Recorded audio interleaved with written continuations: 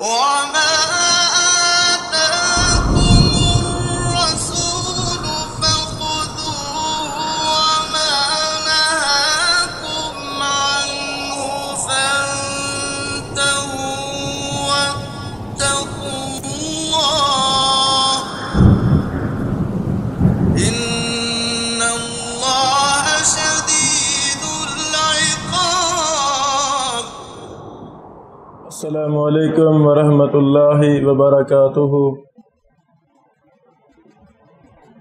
نحمده ونستعینه ونستغفره ونعوذ باللہ من شرور انفسنا ومن سیئات اعمالنا من يهده الله فلا مضل له ومن يضلل فلا هادي له واشهد ان لا اله الا الله وحدہ لا شریک لہ واشہد ان محمدا عبدہ ورسولہ اما بعد.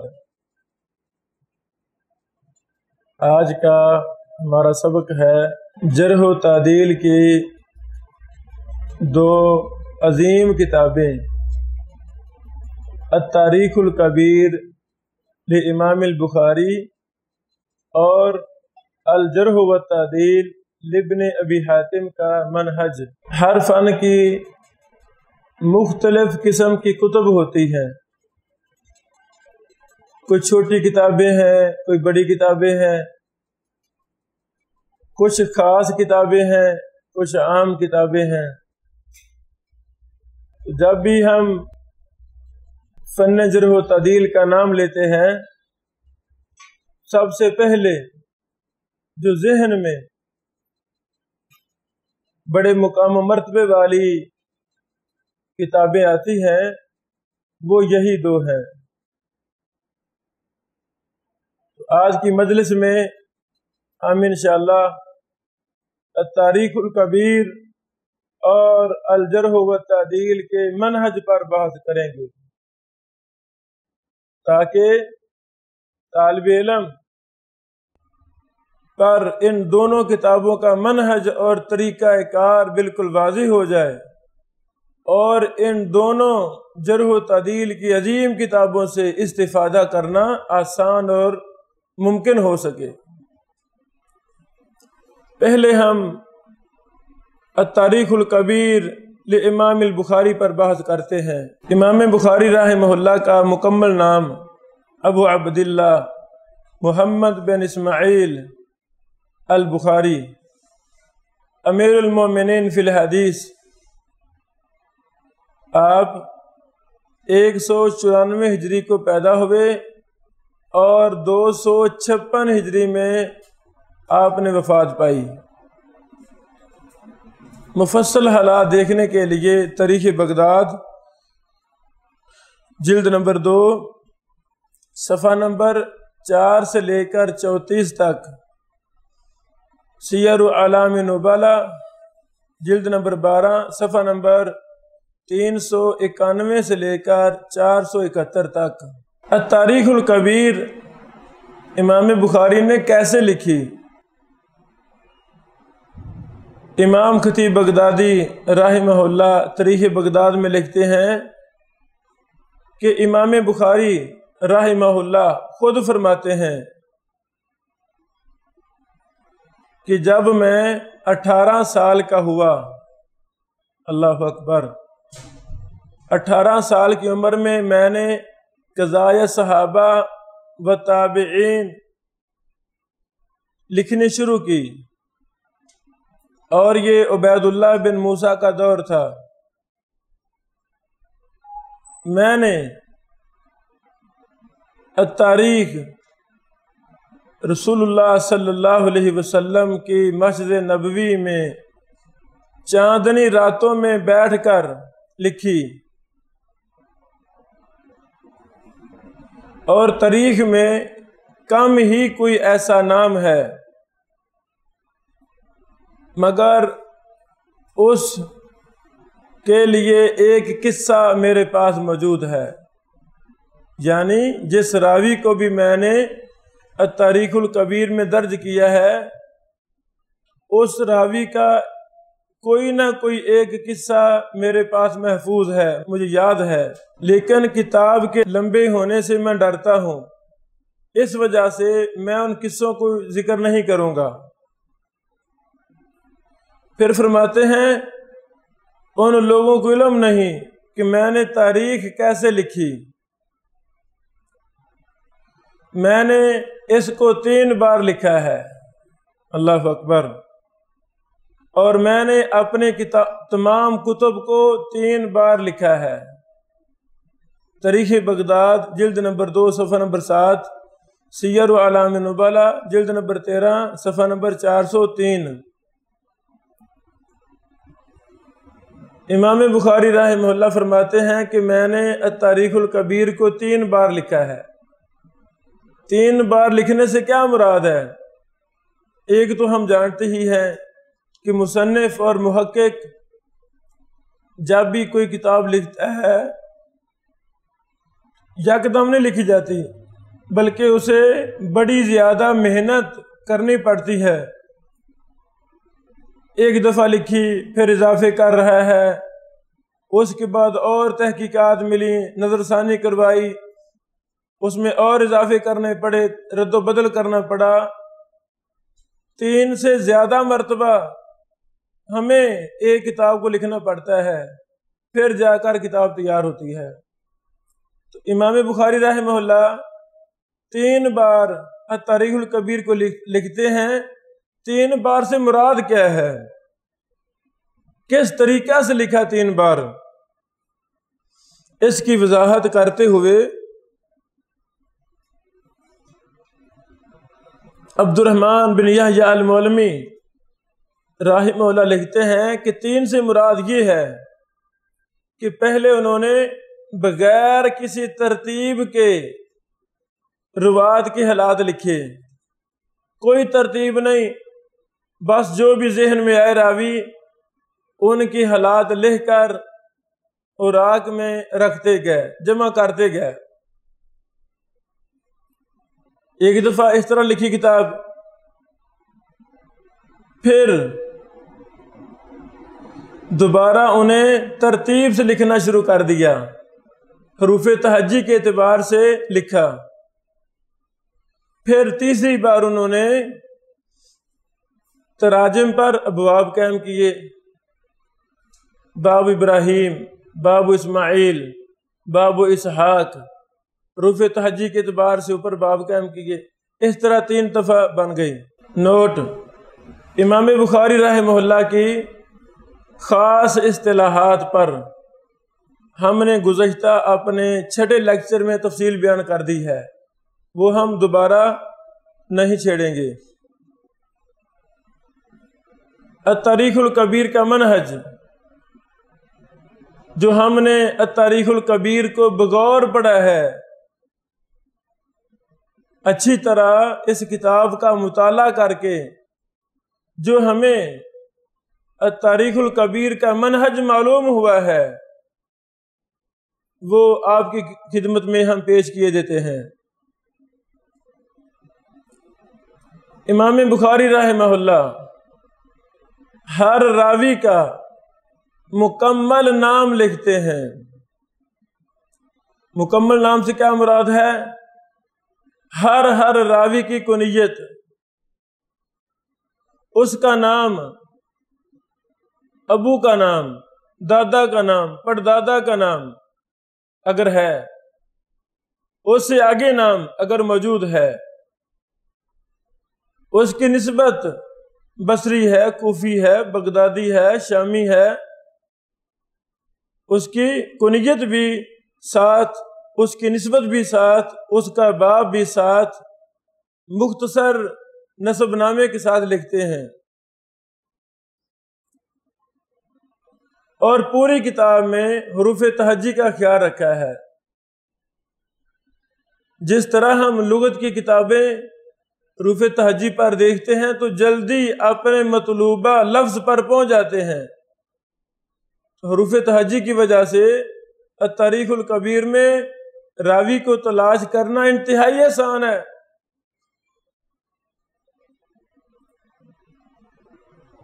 اور پھر محمد نام کو مقدم رکھا ہے، رسول اللہ صلی اللہ علیہ وسلم کی عزت اور شرف کی وجہ سے۔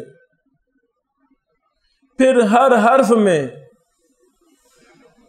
صحابہ کے تذکرے کو پہلے کیا ہے، خواہ باپوں کے ناموں کی ترتیب مشترک اسماء میں مخالف ہی ہو جائے۔ تاریخ الکبیر میں آپ اگر مثالیں دیکھنا چاہیں تو 1752، 1753، 1908 اور 1927 پر راویوں کے حالات، یہ میں نے نمبرنگ بتائی ہے، ارقام بتائے ہیں روات کے، یہ دیکھیں اور آپ کو جو میں نے باتیں بیان کی ہیں ساری تفصیل آپ کو مل جائے گی۔ ہر راوی کے ترجمہ میں ایک یا دو مرفوع روایات ضرور ذکر کرتے ہیں کہ اس راوی سے مرفوع حدیث کون سی بیان ہوئی ہے، اس کا بھی اہتمام کرتے ہیں۔ اس پر ایک مستقل کتاب بھی لکھی جا چکی ہے، الاحادیث المرفوعہ من التاریخ الکبیر۔ تاریخ الکبیر میں امام بخاری رحمہ اللہ نے جو مرفوع روایات ذکر کی ہیں ان کو اسی کتاب سے الگ ترتیب دے کر شائع کیا گیا ہے۔ اس کتاب میں الاحادیث المرفوعہ من تاریخ الکبیر میں 851 روایات موجود ہیں۔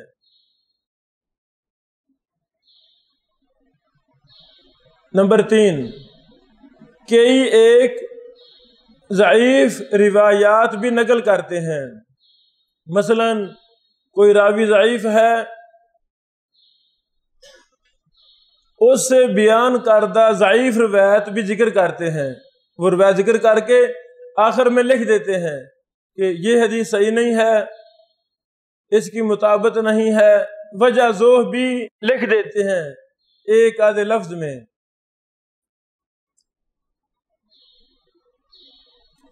اللہ تعالیٰ نے جولائی 2011 کو مجھے حرمین شریفین کے سفر کی زیارت عطا فرمائی۔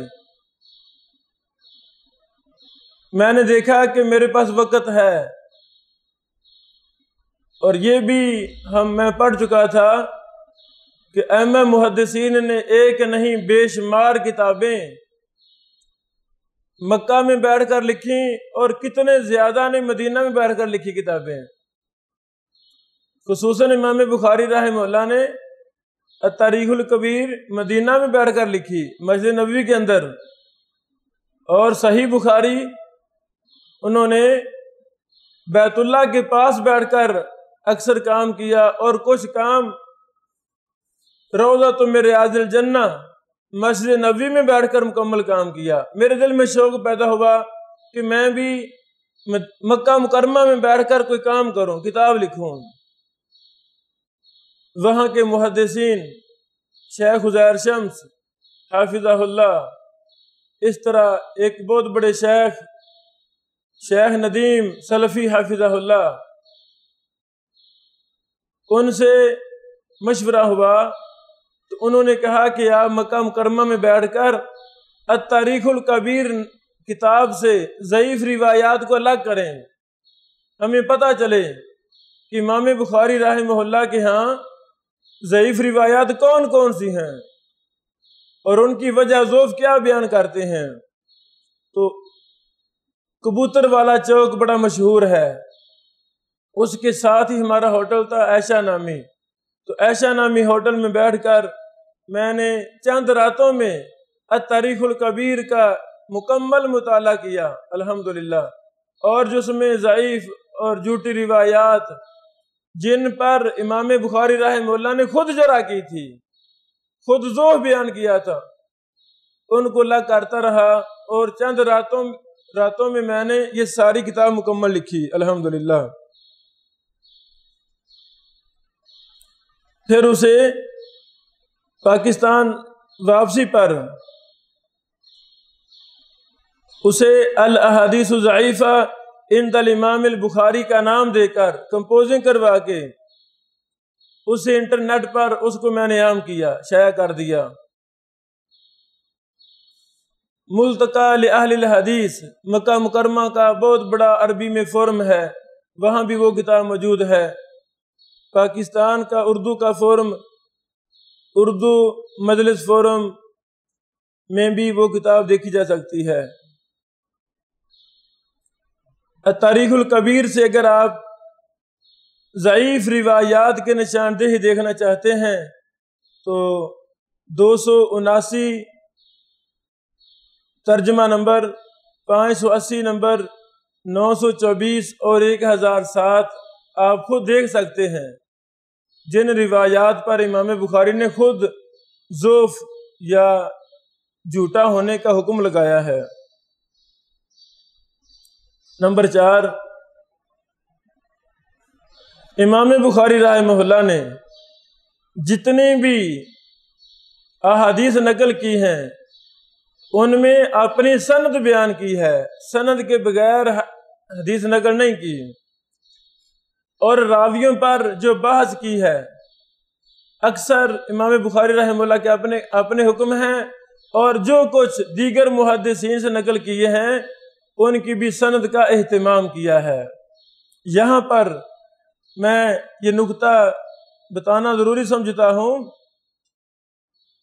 جس طرح کتب حدیث ہمارے پاس بعض سند موجود ہیں، ہر حدیث کی سند ہے، اسی طرح کتب جرح و تعدیل میں بھی ہر بات کی سند موجود ہے۔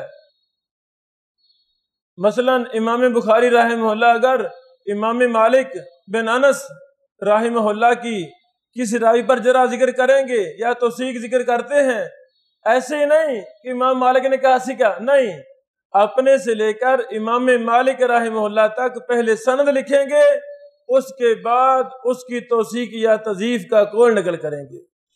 سارے ہی محدثین نے الجرح والتعدیل پر بھی آگے تبصرہ آ رہا ہے، انہوں نے بھی ہر قول کی سند لکھی ہے۔ آپ حیران ہوں گے کہ عقیدے کی کتابیں جو سلف نے لکھی، محدثین نے لکھی، عقیدے کا ہر قول کی سندیں موجود ہیں۔ قراء جو قراتیں پڑھتے ہیں، قرات حفص پڑھتے ہیں، قرات دوری وغیرہ دیگر 20 قراء ہیں،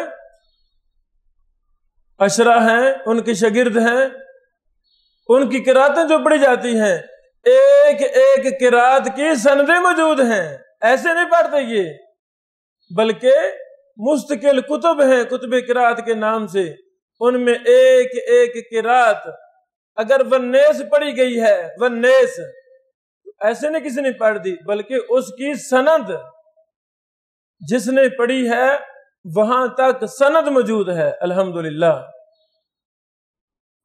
تو کتب جرح و تعدیل میں بھی ہمیں جا بجا سندیں ملتی ہیں۔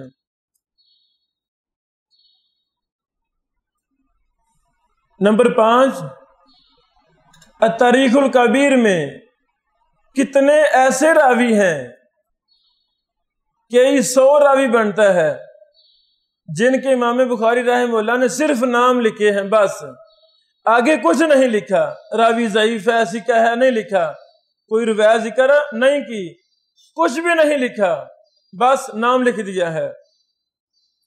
آپ کو یاد ہوگا کہ ہم نے خاص اصطلاحات میں اس پر تفصیلی بحث کی تھی کہ جن راویوں پر امام بخاری رحمہ اللہ خاموشی اختیار کرے ان کا کیا حکم ہے۔ ہم نے ثابت کیا تھا کہ جن راویوں پر امام بخاری رحمہ اللہ خاموش رہے ہیں انہی راویوں کو ہم دیگر کتب جرح و تعدیل میں دیکھیں گے، پھر بعد میں جو فیصلہ ہوگا وہی فیصلہ صادر کریں گے۔ پھر 6 نمبر، امام بخاری رحمہ اللہ راویوں کی اپنے شیوخ سے سماعت کی صراحت بہت زیادہ کرتے ہیں۔ ہر راوی پر کوشش کرتے ہیں لکھوں کہ اس راوی نے اپنے کس استاد سے سنا ہے. سامعہ کا لفظ بہت استعمال کرتے ہیں. مثلا لکھتے ہیں ابو المثنى الجہنی سامع ابا سعید الخدری و سعد بن وقاص. ابو المثنى الجہنی نے ابو سعید خدری اور سعد بن ابی وقاص سے سنا. اس کے آگے امام بخاری رحمہ اللہ روات کا اپنے شیوخ سے ملاقات کا وقت بھی بتاتے ہیں اور شہر کا نام بھی لکھتے ہیں، زمانہ اور مکان کہ کس جگہ پر سماعت کیا اور کس وقت میں کس سن میں سماعت کیا. شاگردی راوی نے اپنے استاد کے ہاں کس دور میں حاصل کی، اس کی بھی وضاحت کرتے ہیں. اللہ اکبر. التاریخ الکبیر امام بخاری نے پہلے لکھی تھی، اس کے بعد صحیح بخاری کو مرتب کیا تھا. صحیح بخاری میں امام بخاری نے اپنی کتاب التاریخ الکبیر سے بہت زیادہ مدد لی ہے، چونکہ صحیح بخاری کے اندر امام بخاری رحمہ اللہ کا یہ اصول ہے، قانون ہے کہ وہ معاصرت کو کافی نہیں سمجھتے. اگر راوی کے شیخ کا زمانہ ایک ہے، راوی ان سے روایت بیان کر رہا ہے، مدلس بھی نہیں ہے، تو امام بخاری اس کو کافی نہیں سمجھتے، بلکہ امام بخاری رحمہ اللہ نے شرط لگائی ہے کہ ملاقات ہو، پھر راوی اپنے شیخ سے بیان کرے ان سے، اس کی روایت میں لوں گا. صرف زمانے کا ایک ہونا یہ کافی نہیں ہے. امام بخاری نے یہ کڑا اصول، سخت اصول رکھا. پیچھے دلائل کیا تھے؟ التاریخ الکبیر. سبحان اللہ. وہاں پر جو صراحت کرتے تھے فلاں نے فلاں سے سنا ہے، فلاں نے فلاں سے سنا ہے، فلاں زمانے میں سنا، فلاں جگہ میں سنا، یہ ساری وضاحتیں امام بخاری رحمہ اللہ کو صحیح بخاری لکھنے میں ممد اور معاون ثابت ہوئیں. جب بھی کوئی انسان کوئی بڑا کارنامہ سر انجام دینا چاہتا ہے تو اس سے پہلے اسی کے متعلقہ کئی ایک ضروری کام کرتا ہے. اب امام بخاری رحمہ اللہ کی 8-9 سال عمر تھی. بچپن کے دور میں اسحاق بن راہویہ رحمہ اللہ جیسے محدث کے سامنے پڑھنے کا موقع ملا، اور استاد محترم نے کہا تھا کوئی نوجوان اٹھے جو احادیث صحیحہ کو الگ کر دے. ہمیں یہی سمجھ لگتی ہے استقراء اور تتبع سے. امام بخاری رحمہ اللہ نے اسی وقت اپنے ذہن میں بات ٹھان لی تھی کہ میں انشاءاللہ صحیح احادیث کا مجموعہ لکھوں گا. وہ ذہن میں ٹارگٹ تھا، اسی ٹارگٹ کو پورا کرنے کے لیے التاریخ الکبیر لکھی، تاکہ صحیح اور ضعیف راویوں کا امتیاز ہو جائے، کس نے کس سے سنا ہے یا نہیں سنا وہ بھی وضاحت ہو جائے. پھر ہمیں یہ بھی بات معلوم ہوئی ہے امام بخاری کی کتاب ہے الضعفاء، ضعیف راویوں پر الگ کتاب ہے، مختصر سا رسالہ ہے.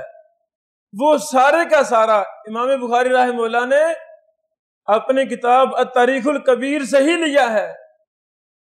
یعنی پہلے التاریخ الکبیر ویسے لکھ دی، ساری مرتب کر دی، پھر ذہن میں آیا کہ ضعیف راوی میرے پاس الگ ہونے چاہیے تاکہ ان ضعیف راویوں کی کوئی روایت میں صحیح بخاری میں نہ لا سکوں.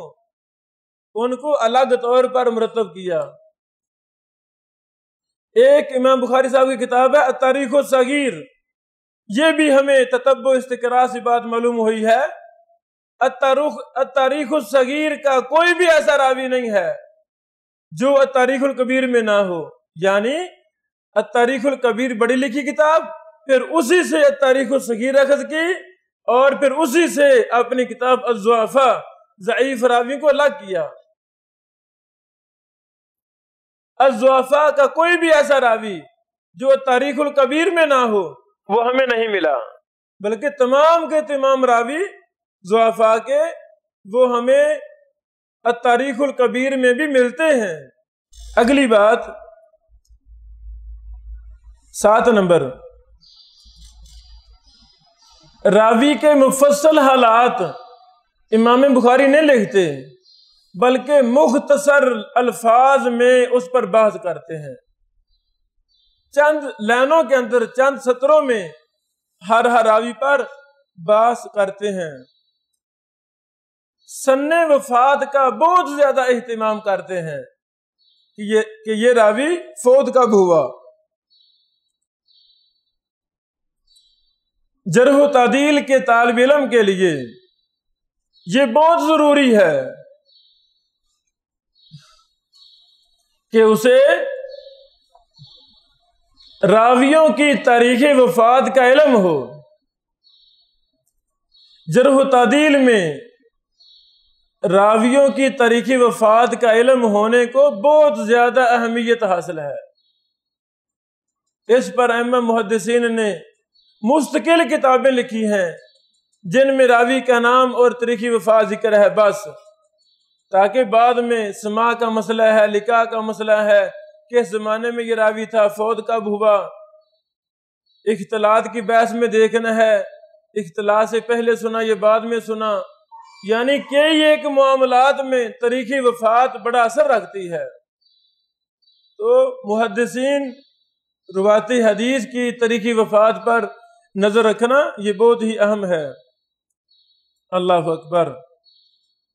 8واں نمبر یہ ہے کہ امام بخاری رحمہ اللہ جرح و تعدیل کے الفاظ بھی استعمال کرتے ہیں، لیکن اللہ رب العالمین سے بہت زیادہ ڈرتے ہوئے کمال تقوی اور ورع کے ساتھ لکھتے ہیں۔ یہ نہیں تو جھوٹا راوی آ گیا ہے تو بس اس کے پھٹے ہلا دیں، کذاب دجال وضع کہنا شروع کر دیں، نہیں، یعنی راوی پر جرح و تعدیل کے لحاظ سے جب امام بخاری بحث کرتے ہیں تو انتہائی اعلیٰ درجے کا تقوی اور ورع کو ہاتھ سے جانے نہیں دیتے۔ کیا فرماتے ہیں؟ سکتوا عنہ، سبحان اللہ، کتنا پیارا لفظ ہے، سکتوا عنہ، کیا مطلب؟ اور بھائی یہ راوی اتنا گھٹیا تھا کہ محدثین نے اس پر خاموشی کی ہے، اس پر بات کرنا برداشت نہیں کی کہ نکما راوی ہے، دفع کرو، اسے کوئی راوی ہے، کوئی بندہ ہے، اس کا میں ذکر کرو، بس لکھ دیا سکتوا عنہ فیہ نظر۔ بھائی راوی پر جرح ہے، دیکھ لو کیا جرح ہے، غور کر لو، فیہ نظر، سبحان اللہ۔ یا اکثر کے نام لکھ دیے، جرح کرنے مناسب ہی نہیں سمجھی، بس کے لیے نام لکھ دیے۔ اللہ اکبر۔ یہی وجہ ہے امام ذہبی رحمہ اللہ نے سیر اعلام نبالہ میں جلد نمبر 12 صفحہ نمبر 439 سے 439 میں لکھتے ہیں کہ امام بخاری روایت حدیث پر انصاف سے بات کرتے ہیں اور تقوی پر مبنی باتیں کرتے ہیں، غصے میں نہیں آتے۔ اللہ اکبر۔ یہاں پر ایک سوال ہے، کیا امام بخاری رحمہ اللہ نے التاریخ الکبیر میں کسی راوی کو کذاب کہا ہے؟ جب ہم کتب جرح و تعدیل کا مطالعہ کرتے ہیں تو امام بخاری کے حالات میں ہمیں یہ لفظ ملتا ہے کلا، یعنی امام بخاری نے بہت زیادہ کم راویوں کو کذاب کہا ہے۔ تو پھر ہم نے تتبع کیا، کیا امام بخاری رحمہ اللہ نے کسی کو کذاب کہا ہے؟ تو التاریخ الکبیر، اللہ اکبر، جس میں 13,000 سے زیادہ راوی موجود ہیں، 13,000، التاریخ الکبیر میں صرف 3 راویوں پر لفظ کذاب استعمال کیا ہے۔ اللہ اکبر، کتنی حیران کن بات ہے۔ بس دیگر الفاظ، منکر کا لفظ، فیہ نظر کا لفظ، ساکاتو کا لفظ استعمال کیا، لیکن کذاب دجال سخت سے سخت لفظ نہیں استعمال کیے۔ یعنی یہ بھی تقوی اور ورع کی ایک بہت بڑی علامت ہے۔ جب ہم تاریخ الکبیر میں جستجو کرتے ہیں مکتبہ شاملہ کی مدد سے، سرچ انجن پر تلاش کیا ہم نے، تو ہمیں 3 بار لفظ کذاب ملا، اور الضعفاء البخاری میں صرف 1 بار لفظ کذاب ہمیں ملا۔ اللہ اکبر۔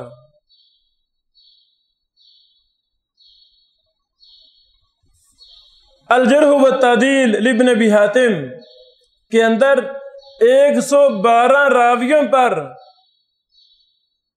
امام ابو حاتم رازی اور ابو زرع رازی رحمہ اللہ نے لفظ کذاب استعمال کیا ہے 112 دفعہ۔ کہاں 112 دفعہ لفظ کذاب اور کہاں صرف 3 دفعہ لفظ کذاب؟ یعنی امام بخاری رحمہ اللہ نے ایسی اصطلاحات وضع کی تھیں جن کا مطلب یہی تھا کہ یہ گندہ راوی ہے، کذاب، دجال، وزار راوی ہے، لیکن یہ لفظ لکھنے امام بخاری نے مناسب ہی نہیں سمجھے۔ اللہ اکبر۔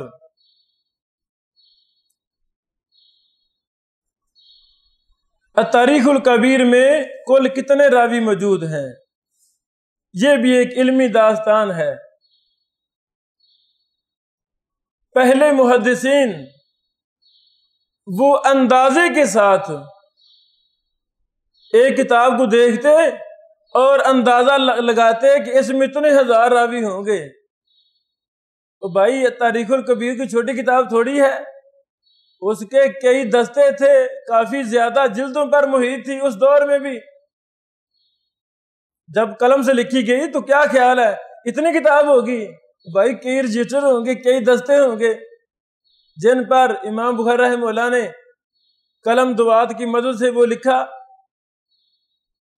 جنہوں نے وہ دیکھی اپنے اندازے لگائے بھی کتنے اس میں راوی ہوں گے۔ اس کی دلچسپ داستان ہے۔ معلم یمانی نے کہا کہ 10,000 سے کچھ زائد راوی ہیں، 10,000 سے کچھ زائد ہیں۔ امام ذہبی نے کہا 40,000 راویوں سے زیادہ راوی موجود ہیں۔ امام ذہبی نے گنے تھے، شمار کیے تھے؟ نہیں، بس کتاب دیکھی، اتنی بڑی تاریخ الکبیر ہے، اندازہ لگا دیا کہ 40,000 سے زیادہ راوی ہیں۔ اس کے علاوہ امام حاکم رحمہ اللہ نے بھی کہا ہے کہ 40,000 کے قریب ہیں۔ المدخل الی الصحیحین صفحہ نمبر 111۔ علامہ قطانی نے اپنی کتاب المستطرف میں بھی کہا ہے، یہی کہا ہے کہ 40,000 کے قریب ہیں۔ جب ہم التاریخ الکبیر کا مطبوعہ نسخہ جو ہمارے ہاں متداول ہے، ہمارے پاس موجود ہے، اس میں کل راوی 13,308 ہیں۔ 13,308 راوی ہیں مطبوعہ نسخے میں۔ کہاں 13,308 اور کہاں 40,000؟ اس سے پتہ چلتا ہے کہ پہلی علماء نے کتاب کو دیکھ کر یا اس کا حجم سن کر کہ جی بہت بڑی کتاب ہے تاریخ الکبیر، تو ایک قیافہ، ایک اندازہ لگایا کہ اس میں 40,000 راوی ہوں گے۔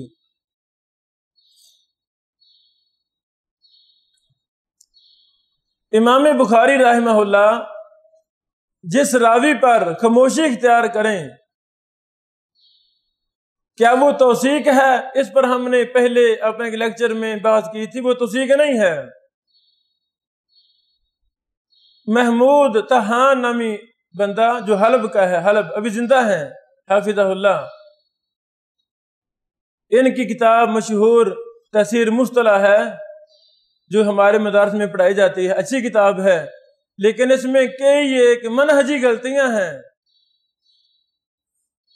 اس کتاب کو بغیر تردید اور تنقید کے نہیں پڑھانا چاہیے، کیونکہ محمود طحان صاحب حنفی ہیں اور کئی ایک غلطیاں منہج کے اعتبار سے اس کتاب میں موجود ہیں۔ اس طرح ان کی کتاب ہے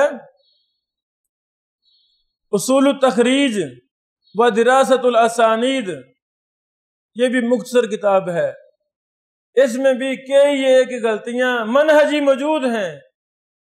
جو بھی اساتذہ ان دونوں کتابوں کو مدارس میں پڑھائیں ان کو چاہیے کہ پوری بصیرت پر اکیلا ترجمہ کافی نہیں ہے، بلکہ جو کمزور باتیں ان کا رد کیا جائے۔ مثلا یہی کتاب اصول التخریج میں محمود طحان صاحب نے کہا صفحہ نمبر 155 پر، وہ کہتے ہیں جس راوی پر امام بخاری التاریخ الکبیر میں خاموشی اختیار کریں وہ راوی سکہ ہے ان کے نزدیک۔ استغفر اللہ، کتنی جھوٹی اور بے بنیاد بات ہے۔ یعنی سینکڑوں کے اعتبار سے راویوں پر امام بخاری خاموش رہے ہیں، بس نام لکھا، کچھ بھی نہیں ذکر کیا۔ تو اگر کوئی کہہ دے کہ توثیق مراد ہے تو کتنا بڑا جھوٹ ہو گیا۔ امام بخاری صاحب نے سکہ کہا بھی نہیں، تو ان احناف نے اپنے غلط سلط فقہ کی تائید کے لیے ان راویوں کو سکہ کہنا شروع کر دیا۔ یہی باتیں تھانوی صاحب، ظفر احمد عثمانی تھانوی صاحب اور دیگر علماء نے لکھی ہیں جو کہ غلط ہیں۔ امام بخاری رحمہ اللہ کے حکموں پر تنقید یاد رکھیں، تنقید کا دروازہ کھلا ہے، ہر فن میں رجال ہیں اور ایک سے بڑھ کر دوسرا بڑا ہے۔ اللہ تعالی کا یہی نظام ہے۔ کہیں کہیں ایسا ہوتا ہے استاد محترم چھوٹے مرتبے پر ہیں، اس شاگرد ان کا بیٹا وہ بڑے مرتبے پر ہے، یہ اللہ کی توفیق اور دین سے ہوتا ہے۔ بہرحال امام بخاری رحمہ اللہ کی التاریخ الکبیر امام ابو زرع رازی اور ابو حاتم رازی کے پاس موجود تھی۔ انہوں نے کئی ایک التاریخ الکبیر کی بحوث پر نقد کیا ہے، تنقید کی ہے۔ انہوں نے ساری پڑھی، بالاستیاب پڑھی، جس راوی کے بارے میں اختلاف ہوا ان کو انہوں نے تنقید کی، نقد کر دیا۔ خاطا الامام البخاری کے نام سے ایک چھوٹا سا جز بھی مطبوع ہے، جس میں انہوں نے امام بخاری رحمہ اللہ کی غلطیوں پر تبصرہ کیا ہے۔ وہ تبصرہ کرتے تھے، ابو حاتم رازی کا بیٹا عبد الرحمن بن ابی حاتم وہ لکھتا جاتا تھا، وہ چھوٹا سا جز تیار ہو گیا۔ عبد الرحمن بن یحییٰ المعلمی یمانی رحمہ اللہ یہ وہ شخص ہے جنہوں نے التاریخ الکبیر پر بھی کام کیا اور الجرح والتعدیل ابن ابی حاتم پر بھی کام کیا۔ یہ یمن کے تھے، عبد الرحمن بن یحییٰ معلمی یمانی ابھی نوجوان تھے۔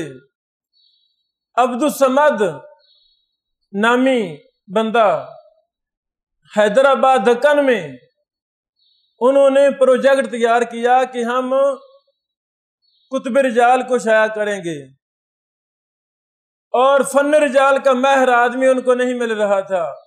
کسی نے بتایا کہ یمن میں ایک شخص ہے عبد الرحمن بن یحییٰ، ابھی نوجوان ہے، فن رجال ان کا اچھی تحقیق ہے، اچھا منہج ہے، آپ ان کو اپنے پاس بلا لیں۔ جب انہوں نے ان سے رابطہ کیا وہ آ گئے ماشاءاللہ، اور 30 سال عبد الرحمن بن یحییٰ المعلمی الیمانی رحمہ اللہ وہ حیدرآباد دکن میں ہی رہے اور کتب جرح و تعدیل پر بہت زیادہ کام کیا ماشاءاللہ۔ الجرح و تعدیل پر کام کیا، التاریخ الکبیر پر کام کیا، اس طرح کی یہ خطیب بغدادی رحمہ اللہ کی کتاب پر کام کیا، اور بھی کئی ایک کتابوں پر انہوں نے کام کیا۔ تو انہوں نے امام ابو زرع اور ابو حاتم رازی کی تنقید پر تبصرہ کیا ہے، تفصیلات اپنے 2 مقدموں کے اندر ان کی تفصیلات بیان کی ہیں۔ بیان خطأ البخاری فی صحیحہ اس کے مقدمے کے اندر بھی اور کچھ اور کتابوں کے مقدمہ کے اندر بھی انہوں نے ان پر تبصرہ کیا ہے۔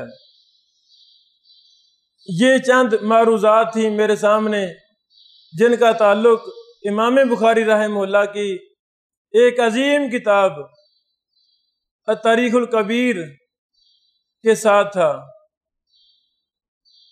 اور بھی کئی ایک چھوٹی چھوٹی باتیں سامنے آتی ہیں لیکن یہی کافی ہیں۔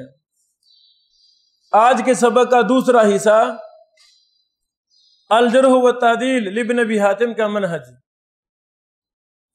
امام ابن ابی حاتم کا مکمل نام ابو محمد عبد الرحمن بن المحدث الامام ابی حاتم محمد بن ادریس بن منذر التمیمی الرازی ہے۔ آپ 240 ہجری کو پیدا ہوئے اور 327 کو فوت ہوئے۔ تذکرۃ الحفاظ جلد نمبر 3 صفحہ نمبر 829، سیر اعلام نبلا جلد نمبر 13 صفحہ نمبر 263۔ امام ابن ابی حاتم نے اپنی اس کتاب کے اندر تمام محدثین کے اقوال نقل نہیں کیے، زیادہ ترجیح اپنے والد محترم ابو حاتم رازی جو امام الجرح و تعدیل تھے ان کے اقوال لکھے، اور امام ابو زرع رازی جو بہت بڑے جرح و تعدیل کے امام تھے ان کی جرح و تعدیل کے اقوال لکھے۔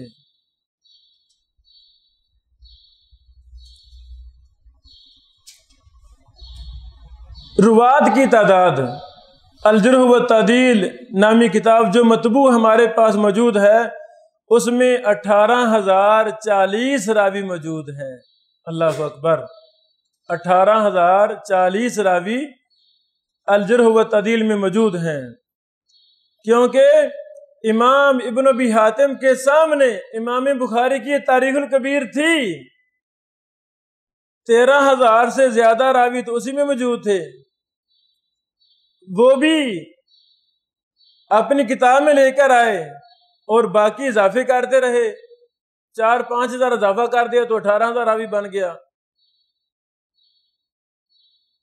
یہاں پر یہ سوال ہے، التاریخ الکبیر للبخاری کی موجودگی میں الجرح والتعدیل کیوں لکھی گئی؟ جب امام بخاری رحمہ اللہ ایک معتدل امام ہیں، جرح و تعدیل کے متفقہ امام ہیں، انہوں نے اتنا لمبا چوڑا کام کر دیا جو تاریخ جرح و تعدیل کا ایک بنیادی حصہ ہے، اس کی موجودگی میں امام ابن ابی حاتم کو کیا سمجھ لگی، انہوں نے کیوں اپنی یہ کتاب مرتب کی الجرح و تعدیل کے نام سے؟ جب ہم کتب جرح و تعدیل کا مطالعہ کرتے ہیں اس کا بھی انکشاف اللہ تعالیٰ نے ہم پہ کر دیا۔ جب ان دونوں محدثوں نے ابو زرع اور ابو حاتم، یاد رہے یہ دونوں دوست تھے، بڑے قریبی دوست، اور ساری زندگی اکٹھے ہی رہے، اللہ اکبر، ان دونوں نے التاریخ الکبیر کا بالاستیاء مطالعہ کیا۔ انہوں نے دیکھا کہ کتاب بڑی قیمتی ہے تاریخ الکبیر، لیکن اکثر راویوں پر حکم نہیں لگے ہوئے، اور یہ سچ بھی ہے، تاریخ الکبیر میں کچھ راویوں پر حکم لگا ہوا ہے، یہ ضعیف ہے، منکر ہے، ساقط عنہ ہے، وغیرہ وغیرہ، لیکن اکثر راویوں پر حکم نہیں ہے۔ بس خاموشی اختیار کی، اکیلا نام ذکر کر دیا یا ایک روایت ذکر کر دی، مختصر حالات لکھ دیے۔ جرح و تعدیل کے لحاظ سے اکثر التاریخ الکبیر خالی ہے، جرح و تعدیل کے حکم نہیں لکھے گئے اکثر پر۔ ان دونوں محدثوں نے غور کیا کہ اس کتاب پر کام ہونا چاہیے، التاریخ الکبیر پر، یہ کمی بھی پوری ہم کر دیں۔ لاحمل سوچا کہ کس طرح ہم کریں۔ ان دونوں نے مشورہ کیا، دونوں بزرگوں نے، کہ ہم عبد الرحمن کو اپنے پاس بٹھا لیں۔ عبد الرحمن امام ابو حاتم رازی کا بیٹا تھا، جسے ہم ابن ابی حاتم کہتے ہیں۔ ابو حاتم کا بیٹا عبد الرحمن، یہ بڑا ذہین، لائق فیق طالب علم تھے اور اپنے دور کے جرح و تعدیل کے امام تھے۔ ان کی تاریخ پر تمام محدثین متفق ہیں کہ انتہائی قابل تعریف فن جرح و تعدیل میں، اور ابو حاتم رازی اور ابو زرع رازی کے علم کو اکٹھا کرنے والے، مرتب اور مدون کرنے والے، آگے شیئر کرنے والے، وہ صرف ایک ہی ہیں جن کا نام عبد الرحمن بن ابی حاتم ہے رحمہ اللہ رحمۃ واسعہ۔ تو ان دونوں نے عبد الرحمن کو اپنے سامنے بٹھا لیا اور تاریخ الکبیر کو سامنے رکھ لیا۔ تاریخ الکبیر سے راوی پڑھتے تو اس پر تبصرہ کرنا شروع کر دیتے۔ ابو حاتم فرماتے یہ ثقہ راوی ہے، ابو زرع فرماتے یہ صدوق راوی ہے۔ تو پاس بیٹا عبد الرحمن وہ باتیں لکھ رہا ہے، نوٹ کر رہا ہے۔ اللہ اکبر۔ جب تاریخ الکبیر مکمل پر کام ہو گیا تو ابو ابن ابی حاتم رازی رحم اللہ کے پاس 3 جرح و تعدیل کے معتبر ائمہ جن کا دنیا میں سکہ چلتا تھا، نام چلتا تھا، 3 کی آراء اکٹھی ہو گئیں۔ اس راوی کو امام بخاری صاحب نے کیا کہا ہے، ابو زرع نے کیا کہا ہے، ابو حاتم نے کیا کہا ہے، بڑا کام ہو گیا۔ پھر ابو زرع رازی رحمہ اللہ نے خط لکھے، اپنے دور کے جرح و تعدیل کے ائمہ کی طرف خط لکھے۔ ہم نے جب اس کی تحقیق کی تو ان میں سے فیما کتب الیہ لکھ کر امام ابن ابی حاتم رحمہ اللہ آگے خط کا ذکر فرماتے ہیں۔ فیما کتب الیہ، مثلا ایک راوی پر بات کر رہے ہیں، ابو جی کا حکم نقل کر دیا، امام بخاری کا کر دیا اور ابو زرع کا کر دیا، پھر اسی راوی کے بارے میں ابن معین کا حکم ملا، امام محمد کا حکم ملا۔ کیسے ملا؟ ان کے شاگردوں نے خط لکھ کر ابن ابی حاتم کو بتایا تھا خطوط میں کہ ہمارے اساتذہ کی ان راویوں کے بارے میں یہ رائے ہے۔ اللہ اکبر۔ تو ابو ابن ابی حاتم رازی رحمہ اللہ نے اس کی صراحت کے ساتھ کہ یہ میں نے بات احمد بن حنبل سے خود نہیں سنی، ابن معین سے خود نہیں سنی، بلکہ مجھے فلاں راوی نے، فلاں محدث نے خط لکھ کر مجھے یہ بات بتائی ہے۔ فیما کتب الیہ۔ اللہ اکبر۔ امام ابن ابی حاتم رحمہ اللہ اپنے کتاب میں امام ابن ابی خیثمہ کے اقوال بھی نقل کرتے ہیں، ابراہیم بن یعقوب الجوزجانی کے اقوال بھی، امام علی بن ابی طاہر کے، امام عبداللہ بن امام احمد کے، یعقوب بن اسحاق کے وغیرہ۔ اس طرح دیگر ابن معین، امام احمد بن حنبل رحمہ اللہ، یحییٰ بن سعید القطان وغیرہ جو ائمہ جرح و تعدیل تھے، ان کے اقوال بھی نقل کرتے ہیں۔ یہاں پر ایک اور بات، امام ابن ابی حاتم رحمہ اللہ نے اپنے کتاب الجرح والتعدیل کے 2 مقدمے لکھے۔ پہلا مقدمہ پہلی جلد پر مشتمل ہے، 400-500 صفحات کا مقدمہ، پہلی جلد، وہ سارے کا سارا مقدمہ ہے۔ اللہ اکبر۔ اور دوسرا مقدمہ جلد نمبر 2 کے شروع میں کچھ اور تفصیلات جرح و تعدیل کی بیان کرنے شروع کر دیتے ہیں، وہ بھی بطور مقدمہ ہے۔ اس لیے ہم نے بولا کہ الجرح والتعدیل کے امام ابن ابی حاتم نے 2 مقدمے لکھے۔ جو پہلی جلد ہے وہ ہر جرح و تعدیل کے طالب علم کو پڑھنا چاہیے۔ اس میں جرح و تعدیل کی اہمیت، سند کی اہمیت، روات پر بات کرنے کی اہمیت، اور تاریخ میں 18 ائمہ جرح و تعدیل، نقاد محدثین کے حالات لکھے ہیں۔ 18۔ پہلے نمبر پر امام مالک بن انس، 2 نمبر امام سفیان بن عیینہ، 3 نمبر امام سفیان ثوری، اس طرح امام حماد بن زید، امام عبد الرحمن بن عمر الاوزاعی، امام وکیع بن جراح، امام یحییٰ بن سعید القطان، امام عبد الرحمن بن مہدی، امام عبداللہ بن مبارک، امام ابو اسحاق الفزاری، امام ابو مسہر الدمشقی، امام ابو عبداللہ احمد بن حنبل، امام یحییٰ بن معین، امام علی بن عبداللہ بن المدینی، امام محمد بن عبداللہ بن نمیر الحمدانی، امام ابو زرع رازی اور امام ابو حاتم رازی۔ ان محدثین کے حالات لکھے ہیں کہ یہ جرح و تعدیل میں کتنے ماہر تھے، اور یہ ائمہ جرح و تعدیل کس طرح راویوں پر بحث کرتے تھے۔ اس کے علاوہ الجرح و تعدیل پر اور بھی کئی لحاظ سے بات کی جا سکتی ہے۔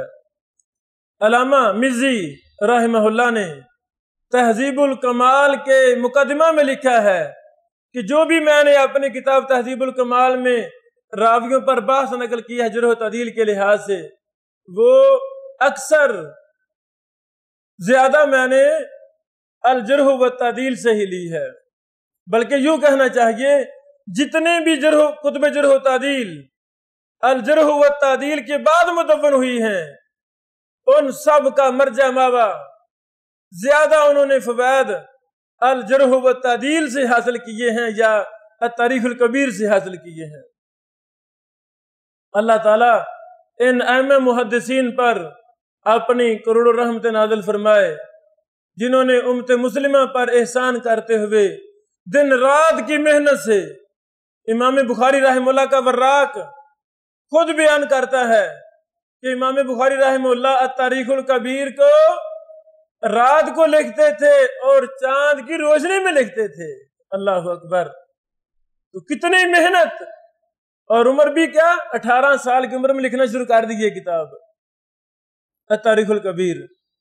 تو یہ ہمارے لیے بہت بڑی عبرتیں اور مثالیں ہیں، نصیحتیں ہیں کہ جو انسان ہمت کر لے، عزم کر لے کچھ کرنا ہے، تو وہ تھوڑی عمر میں ایسے ایسے کارنامے سر انجام دے جائے گا کہ تاریخ اس کو نہیں بھولے گی۔ اگر انسان کچھ نہ کرنے کا ارادہ کر لے، ضائع ہونے کا ارادہ کر لے، بس دنیا میں اللہ نے بھیج دیا، کچھ بھی نہیں کرنا، 7-8 سال مدرسہ سے پڑھتا رہا، فارغ ہوا تو پتہ نہیں کرنا کیا ہے، کس لیے پڑھا پتہ نہیں ہے، ٹارگٹ کیا ہے پتہ نہیں ہے، منہج کیا ہے پتہ نہیں ہے۔ نہیں، ہمیں ایسا نہیں کرنا چاہیے، بلکہ اپنے آپ کو مرتب مزین کرنا چاہیے۔ پہلے دن ہم مدرسہ میں آئیں تو ہمیں ایک منہج ملنا چاہیے، ایک ٹارگٹ ہونا چاہیے کہ میرا فلاں ٹارگٹ ہے۔ بچپن میں ہمیں اساتذہ ترغیب دلائیں، بیٹا تم نے بڑے بڑے کارنامے سر انجام دینے ہیں، کام کرنے ہیں، تو پھر انشاءاللہ ممکن ہے تھوڑی عمروں میں اللہ ہم سے بہت بڑے کام لے لے گا۔ اللہ سے دعا ہے اللہ تعالی ہم کو فن جرح و تعدیل میں ماہر بنائے، اور یہ جو مشکلات ہیں، خشک تھوڑا سا فن ہے، یہ ہمارے لیے آسان فرما دے۔ جو کچھ ہم نے بیان کیا اللہ اسے قبول فرما لے۔ وآخر دعوانا ان الحمدللہ رب العالمین۔ مولاي صل وسلم